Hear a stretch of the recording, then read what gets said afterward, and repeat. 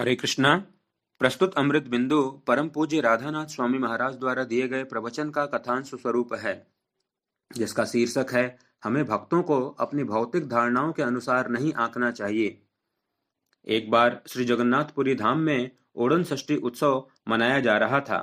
भगवान श्री चैतन्य महाप्रभु अपने समस्त संगी भक्तों के साथ जगन्नाथ मंदिर में इस उत्सव का दर्शन करने हेतु गए। यह एक अत्यंत सुंदर उत्सव था।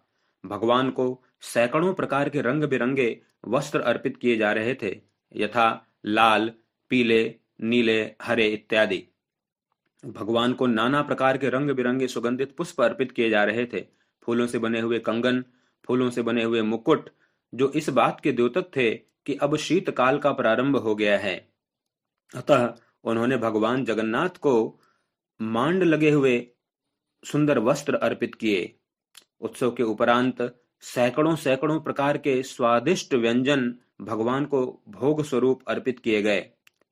इसके बाद आरती हुई और इस सुंदर उत्सव का दर्शन करने के बाद समस्त भक्त बहुत संतुष्ट हुए और भगवान श्री चैतन्य महाप्रभु के साथ वापस गंभीरा लौट आए।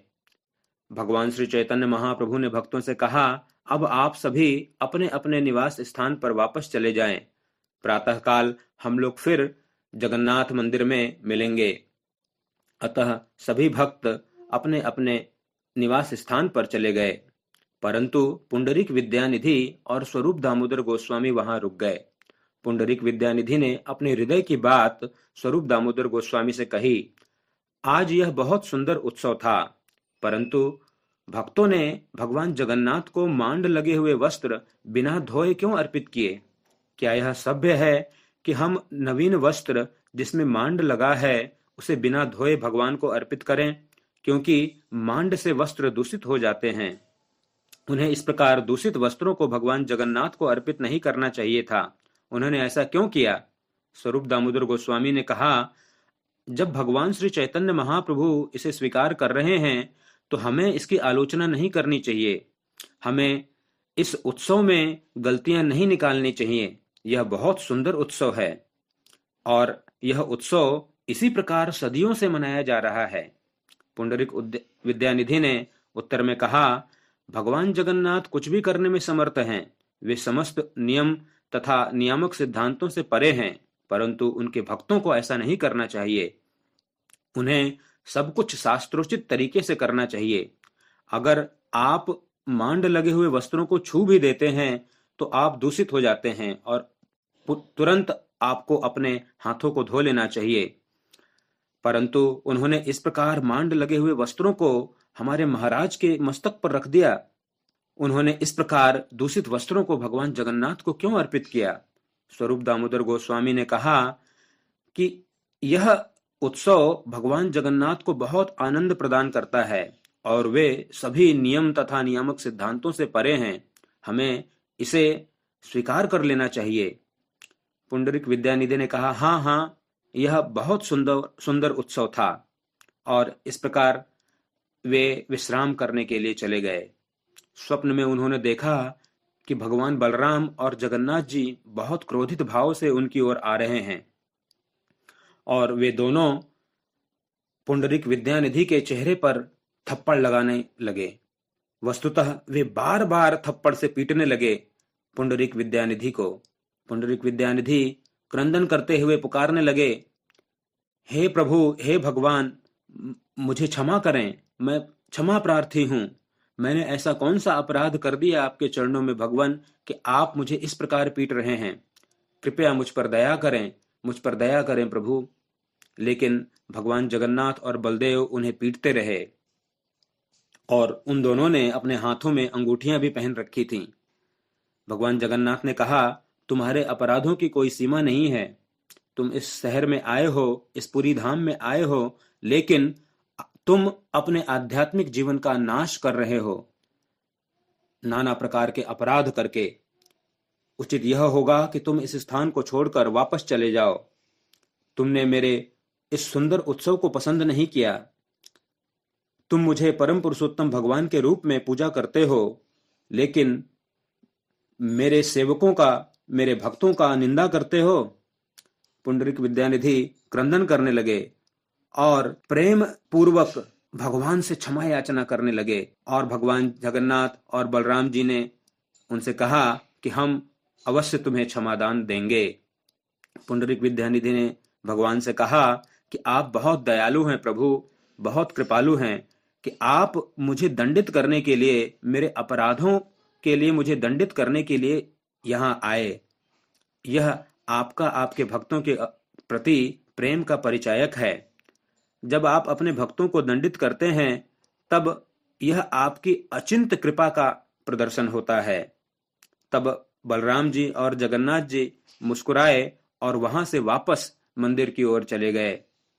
पुंडरीक विद्यानिधि जब प्रातःकाल उठे तो उन्होंने अपने फूले हुए गालों को देखा और वे बहुत आनंद में थे। इसके बाद वे जगन्नाथ मंदिर में स्वरूप दामोदर गोस्वामी के साथ दर्शन हेतु गए। स्वरूप दामोदर गोस्वामी जी ने कहा, आप इतने देरी से क्यों आए और आपके गालों में यह क्या हुआ?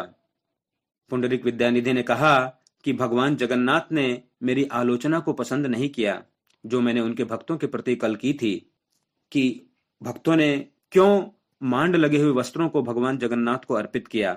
अतः भगवान जगन्नाथ और बलराम जी ने अपने अंगूठी लगे पहने हुए हाथों से मेरे गालों में मुझे थप्पड़ से पीटा और ऐसा हुआ कल रात, ऐसा पुंडरीक विद्यानिधि ने कहा। स्वरूप दामोदर गोस्वामी हंसने लगे और उन्होंने कहा, आपके जैसा भाग्यवान मैंने कभी नहीं देखा। मैंने कभी ऐसा नहीं सुना कि इतना सुंदर स्वप्न किसी को दिखा हो जहां भगवान स्वयं आते हैं अपने सेवक को दंडित करने के लिए। अतः हम इस सुंदर कथा से बहुत कुछ सीख सकते हैं, बहुत कुछ समझ सकते हैं।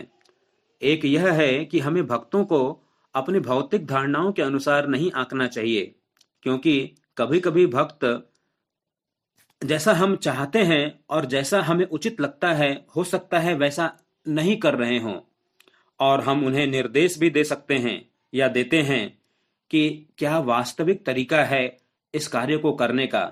लेकिन हमें भक्तों को या भक्तों के चरित्र को अपनी धारणाओं के अनुसार नहीं आंकना चाहिए, क्योंकि अगर कोई भक्त पूरी सत्यता के साथ, पूर्ण निष्कपटता के साथ भगवान की सेवा करने का प्रयास कर रहा है, भगवान की सेवा करने का प्रयास कर रहा है, तो हमें उस भक्त के चरित्र को लेकर किसी प्रकार की कोई आलोचना नहीं करना चाहिए, क्योंकि यह एक बहुत गंभीर अपराध हो सकता है। हमें वैष्णवों में, समस्त भक्तों में सभी प्रकार की अच्छी बातों का दर्शन करना चाहिए, सद्गुणों का दर्शन करना चाहिए। हमें भक्तों के भाव का दर्शन करना चाहिए, उनकी इस सेवा में क्या भाव है, क्या नियत है, हमें यह दर्शन करना चाहिए, जो कि विधि से भी ऊंची है। विधि से परे, हमें विधि से हटकर हमें भगवान के भक्तों के अंदर भगवान की सेवा करने की जो नियत है, जो भावना है, उसका दर्शन करना चाहिए। श्रील प्रभुपाद जब थोड़ा कुछ भी दर्शन करते थे भक्ति भाव अपने भक्तों में, और उनकी नियत अगर सही वे दर्शन करते थे, तब वे अपने भक्तों को, अपने शिष्यों को उत्साहित करते थे, उनको प्रशंसा करते थे, उनका यशगान करते थे। हाँ, यह सही था कि वे बाद में अपने शिष्यों को सही तरीका समझाते थे, लेकिन प्रमुखतः वह अपने भक्तों के भावना का गुणानुवाद करते थे। और पुंडरीक विद्यानिधि के इस लीला से हमने देखा कि किस प्रकार उन्होंने भगवान के द्वारा दंड को स्वीकार किया, प्रेम पूर्वक भगवान के इस कृपा को स्वीकार किया। इसमें कोई शंका नहीं है कि हम गलतियां करते हैं, लेकिन जब हम अपराध करते हैं, कृष्ण हमें निश्चित तौर पर दंडित करते हैं और करेंगे। परंतु जब भी इस प्रकार का दंड हमें मिलेगा, हमें प्रेम पूर्वक यह समझना चाहिए, उसे स्वीकार करना चाहिए कि यह हमें एक अच्छा और सच्चा भक्त बनने के लिए भगवान द्वारा दी जाने वाली शिक्षा है। और इस प्रकार एक भक्त भगवान के साथ प्रतिदान करता है, वह कभी भी शिकायत नहीं करता या अपनी श्रद्धा को कम नहीं करता, अपितु वह भगवान की इस अहेतु की कृपा को स्वीकार करता है और अपने आध्यात्मिक जीवन में आगे बढ़ने के लिए प्रयास करता है, संघर्ष करता है, अपने चरित्र को उत्तम बनाने के लिए प्रयास करता है। और साथ में ही वे भक्त अपने सेवा भाव को भगवान की प्रसन्नता के लिए और ज्यादा उत्तम बनाने का प्रयास करते हैं। हरे कृष्णा।